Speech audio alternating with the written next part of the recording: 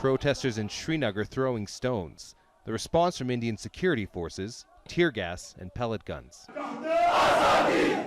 The protests began at one mosque, where Friday prayers have taken a defiant tone this month, since the region's autonomy was revoked by New Delhi. It's one of the few ways locals have to vent their frustrations.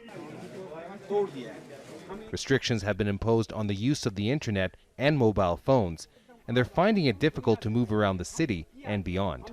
This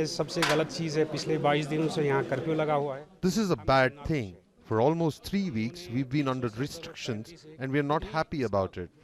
They've torn up our autonomy and put us under curfew. No one is going out of the neighborhood. Unlike in previous weeks, security was tightened on Fridays to curtail potential unrest. Whether restrictions are eased or reimposed for Friday prayers, protests have followed, and this time is no exception. It's not just restrictions that's angering locals, it's the long-term consequences of the region losing its autonomy. One consequence of that is that people from outside Indian-administered Kashmir can now buy property, whereas before you had to be a permanent resident. Many here worry that will change the makeup of the region. Kashmiri people would not sell land to outsiders, I don't think. But if you see how the government of India has put us under military control, they might try to make colonies of outsiders here. That would change the demography of Kashmir.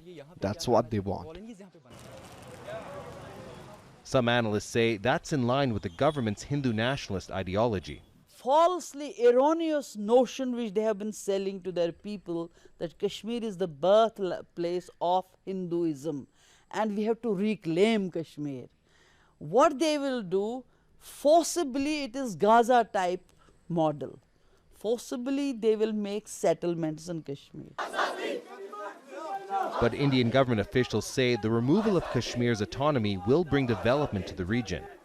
But that's not how many of the people here see the situation, and the protests are likely to continue.